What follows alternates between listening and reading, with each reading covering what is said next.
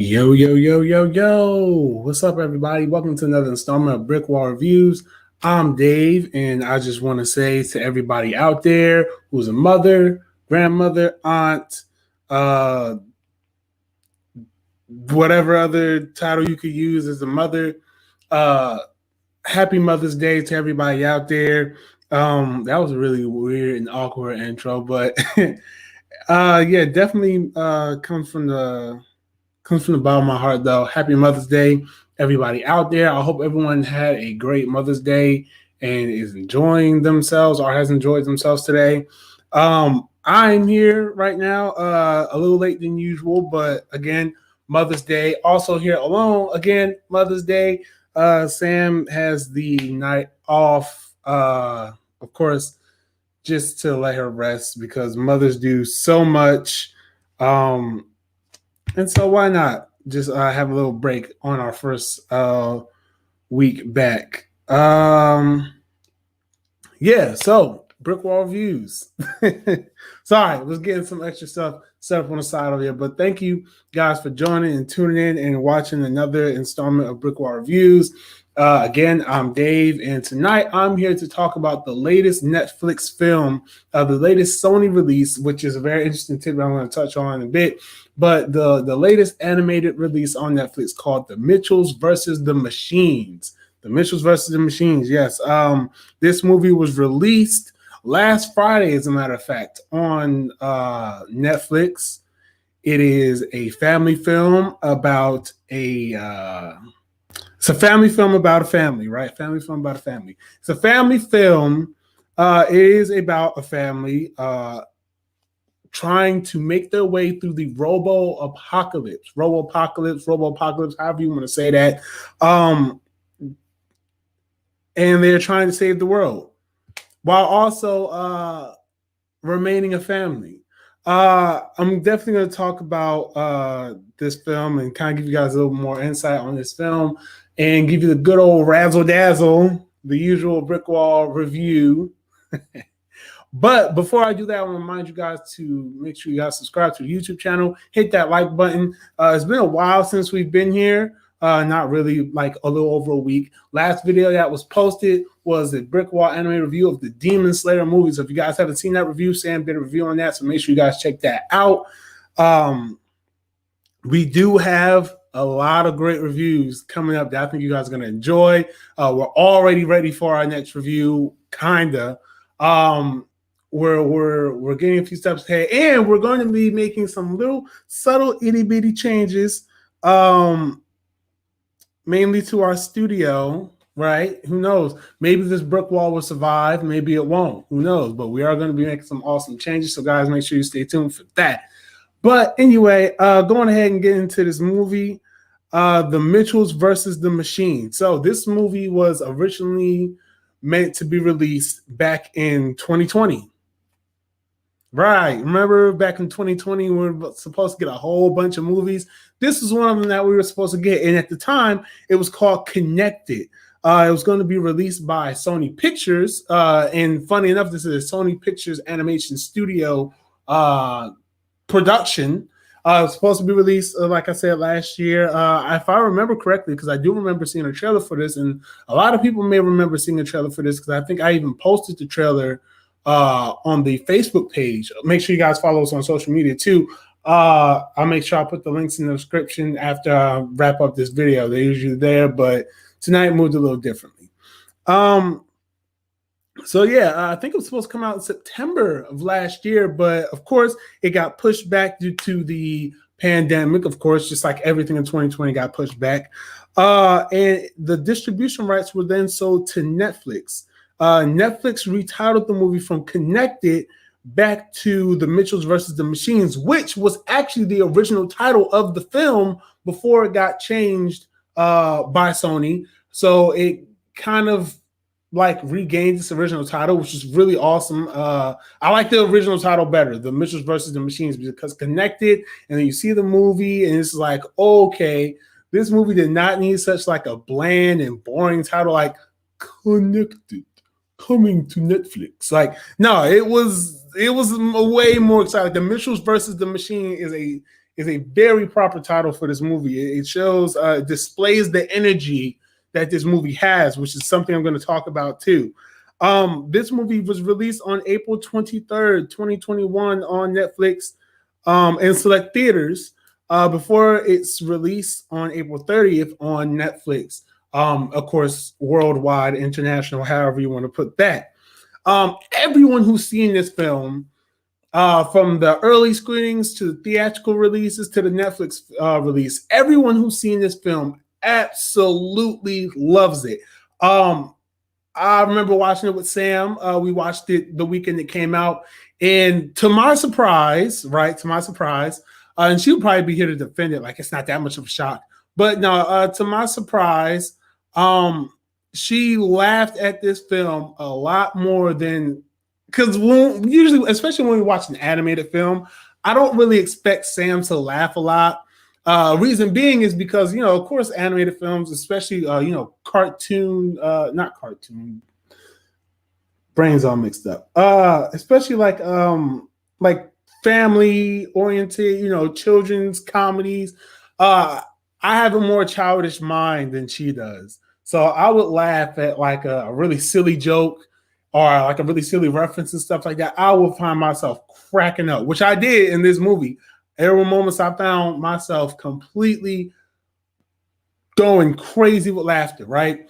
But most of the time, Sam will laugh at a few jokes here and there. Like she'll laugh, like if it's a really good joke that hits. Like if it's a really good joke that hits.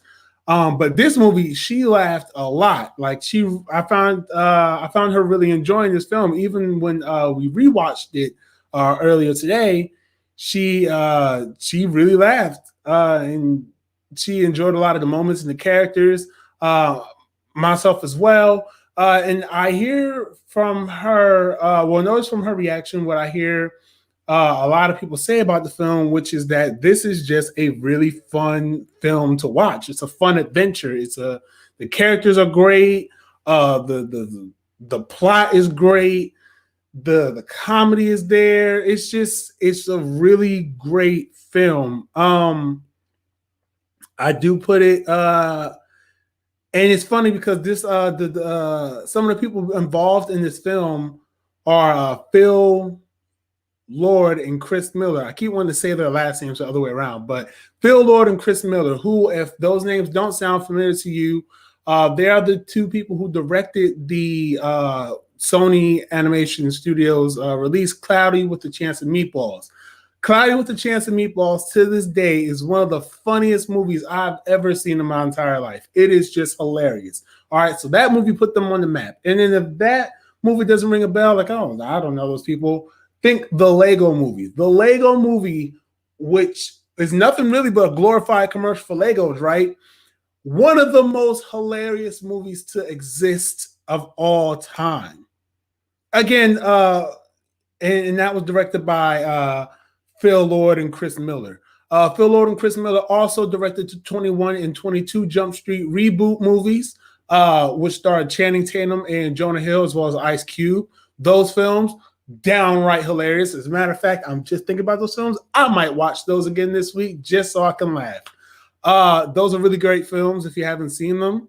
But yeah, so those comedies over there at Sony, and they also produce Into the Spider-Verse and the Lego Movie 2 and the Lego Batman movie, and they've really put their stamp on comedy over there at Sony Animation Studios, and they've changed how comedy. In my opinion, they've changed how certain comedy beats work in movies, not just animation, but live action, like I just mentioned with the 21 and 22 Jump Street. Those movies, their sense of humor shines through those movies. They could tell when they're working on certain, like you could just feel their energy come through the films that they produce and direct. It's just such a energetic, fast-paced, it's like I don't really know. I'm not, because I'm not a comedian by any sense of the term. I'm not a comedian, nor do I really spend a lot of time studying comedy. But these two have it mastered. Like they are two of the funniest people to create a film, and that those things shine through. Even though they didn't direct this film, they produced it, and those comedic beats that they have throughout the 21 and 22 Jump Street movies, the Lego movie, Clyde with a Chance of Meatballs, that sense of humor that they have there shines in this film, and that's one of the things I really, really, really enjoy about it. That was a lot of praise towards Lord and Miller. So shout out to those guys for consistently bringing movies that make people laugh, like genuinely just make people laugh. Like they are hilarious talent, great talent, and I love it. The voice cast in this movie includes Abby Jacobson, Danny McBride, Maya Rudolph, Mike Rianda, Olivia Colman, Eric Andre, Fred Armisen, Beck Bennett, Chrissy Teigen, John Legend, Charlene Yee, Blake Griffin, Conan O'Brien, Shasir Zamata, Alex Hirsch, Jay Farrow, Gray Griffin. It's an all-star cast, honestly. It's an all-star cast. There's a lot more names here, but I mean, I feel like I read off a lot of names already that just give off the impression that, wow, this is a star-packed movie, which, again, Lord and Miller are good at helping assemble a good cast, a great cast. So, yeah, this film, you know, so it's the performances are great. The performances in this movie are really good. Danny McBride, I think he's one of the most hilarious comedic actors out there. So he really brings it. Maya Rudolph, she brings it. Everyone in this movie just brings it with the comedy, with the way they deliver the lines. Their celebrity doesn't outshadow their character, because sometimes you'll get an animated movie, it's like, oh, that's that celebrity there, and oh, I like that celebrity there. But it's like in this movie, it's like, wow, I like the character. Because sometimes you see animated movies like, oh yeah, that celebrity did. Like me, I was like, oh yeah, like yeah, such and such was in this movie, or such and such was in that movie. Like, oh, that's amazing. Like that is amazing. They brought so much to the character, and the character was so alive. So as for the plot, so the movie centers around Kate Mitchell. She is our main character, and she's a bit of a wild card. I wouldn't even say she's weird. She describes herself in the movie as weird. I wouldn't say so much she's weird. She has her own style, which is cool. Like, she has her unique style. I, for the life of me, couldn't really see why. There's a sequence in the beginning where she's younger and she's in school and she makes this movie for a class, and I thought the movie was awesome. And like the whole class starts laughing at her, and it's like, oh, boo, ha, ha, ha. And I'm just like, yo, that class is stupid, because that movie was that was awesome. For her to do that movie at that age, it was like about like her dog or something, like what was it? Pug Cop or something. Like, she made like a series of movies like called like Pug Cop, and she was hilarious on that. So I like her, well, not hilarious, but like her films were like really good. Like, I thought I was impressed. Which her awkwardness and weirdness, it's not like a main staple of her character. I think I kind of sold that a lot. But she does kind of find her people that she relates to when she's going to film school. Part of her family trouble is that they don't always get along. Like the family, like, they're all just different, She gets along great with her brother. She gets along great with her mom. But of course, we have the father-daughter story. Dad's more of a, less technology, more woods and practical things, DIY type of dad. And, Katie, she's into her, she's into her art, her digital media thing. She wants to go to film school. She wants to be a filmmaker, director. And her dad's not very supportive of that dream. So what happens is that they get into this confrontation, and the dad decides that instead of just letting Katie get on the flight to go to school, that he would drive her all the way there to school so they can spend some more time together before she goes off to college ultimately, right? Really cool, sweet plot. But in the midst of this, the technological uprising happens. There is a tech mogul played by Eric Andre, whose name is looking here at my notes. Mark Bowman. So what happens is that the technological uprising happens because Mark's smartphone gets upset with him for reasons that you definitely have to see the movie. I won't spoil it here. So again, like I said, the apocalypse happens, blah blah blah. So the Mitchells end up being the only people who are not kidnapped, abducted by these by the robots and everything. So they set out to try to save the world, and hijinks ensue. There are two robots, excuse me, played by Fred Armisen and Conan O'Brien, who kind of help the Mitchells along the way. They are great comedic relief. I love the performances there, and I love the comedy that comes from those two robots. Really great comedy that comes from there. Danny McBride is the dad. There are so many great sequences. There's so many great things to talk about that if I were to really do it, I'd be here for a while, because just going through the movie bit by bit, piece by piece, there are so many great moments. The little brother, he loves dinosaurs, so there's a little subplot there with that. Really at its core, it's just one of those movies about just a family trying to get along and just trying to appreciate each other and love each other before, they inevitably have to split, because, your child grows up, goes to college, creates their own life. Great, awesome, cool. And, that changes the family dynamic. One thing I definitely want to talk about with this movie is the animation.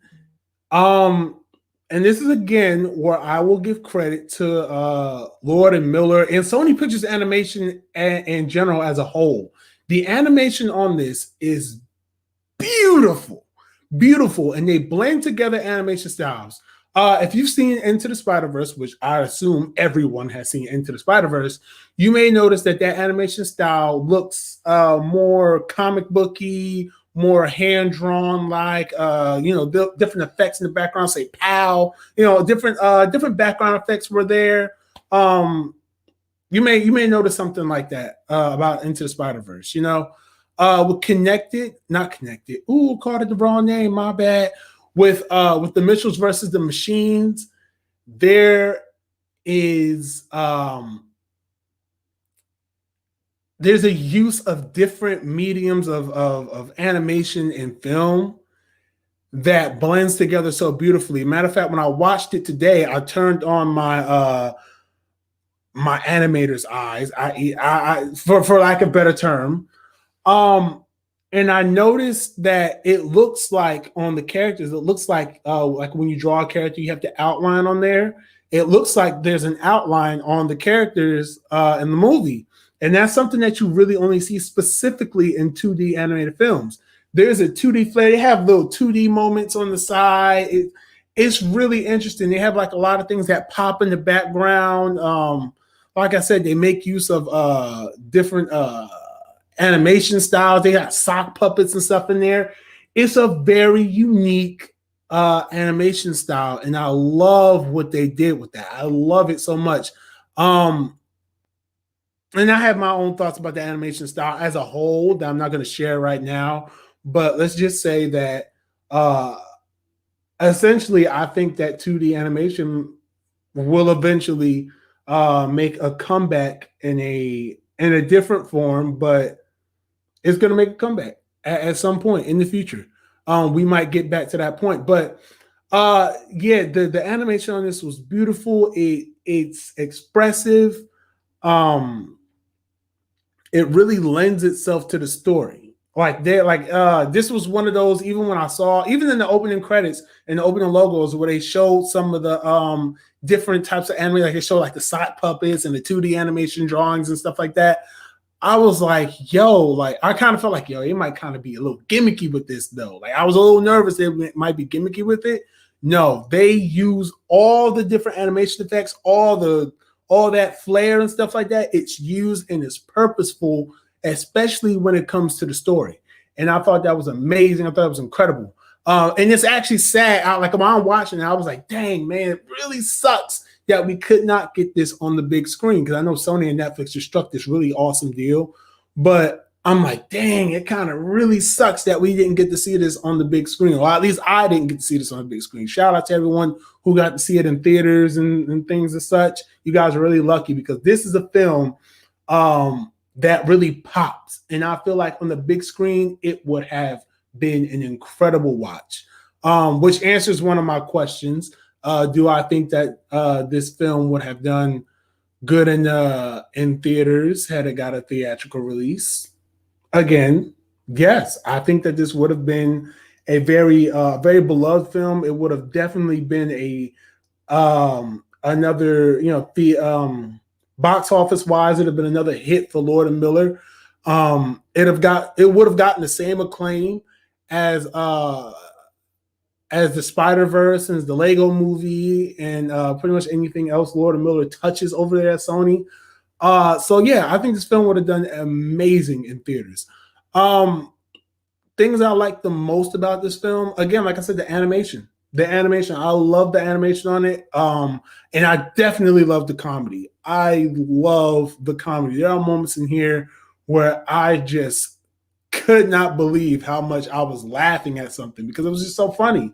There were even jokes I noticed the second time I watched it, and I was like, yo, how did I miss this joke right here? Like, was I not paying attention? There are jokes that are just like, there are moments, jokes that are just incredibly funny, and that I really enjoyed in the movie. As for things that I may have disliked, I don't think there's anything worth talking about that I disliked. There's something that I disliked, but I'm not, because it's a nitpick, so I'm not even gonna express it here. But there's really nothing I disliked. I actually liked everything about the movie. Really, like, there's really nothing I disliked. Let's see. Yeah, I love this film. Is there anything that stood out to me? Again, the animation stood out to me so much. And the and it's Mother's Day, so I did promise I would talk about this. I did promise Sam I would talk about this.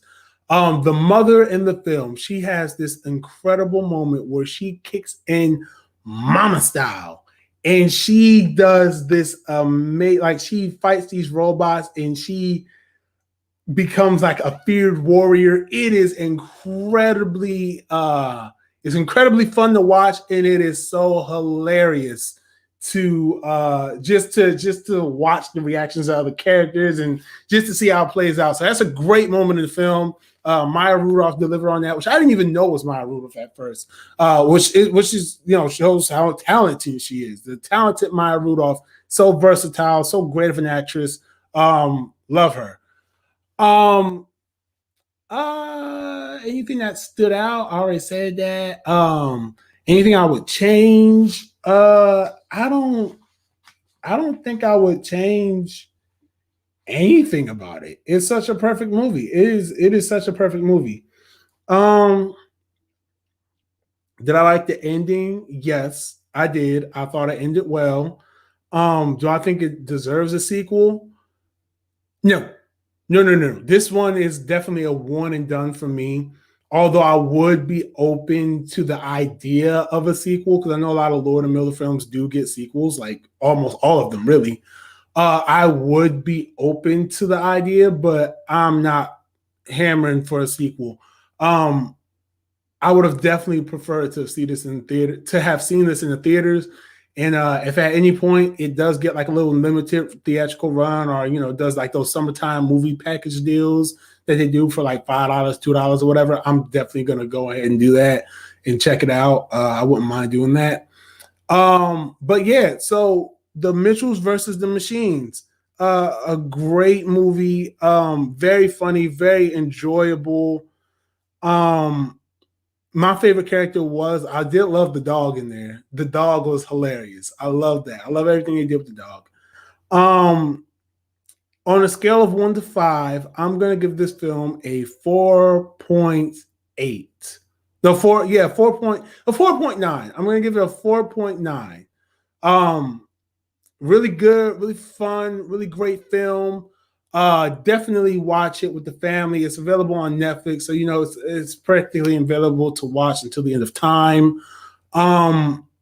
Definitely give it a watch. Netflix has some really awesome animated films coming out this year, which I think are going to surprise a lot of people. Make sure you guys join us for our next installment next Sunday for Shizzle. We're going to be checking out some awesome films coming up. Our next review is going to be on Hotel Artemis, the 2018 action film. So make sure you guys join us for that review. Stay tuned to our social media pages. We're on Instagram, we're on Facebook, we're on Twitter. Anime Tuesday will be posted on our social media pages for which anime is going to be. I don't think it's going to be this Tuesday, though. I'm not sure if it'll be this Tuesday, but definitely stay tuned to our social media pages to stay updated on all of our content, all of our future content, and any announcements that we may have. So that's all I have for you guys tonight. Thank you all for tuning in to another installment of BrickWall Reviews. Happy Mother's Day. Mother's Day is almost over, I guess, but I hope everyone enjoyed their Mother's Day. Yeah, shout out to all the moms. Shout out to all moms and mother figures out there. We love you. I love y'all. I appreciate y'all from the bottom of my heart. And until next time, you guys take it easy, be breezy, and we will see y'all in the next one. Yeah. All right, no, that's it.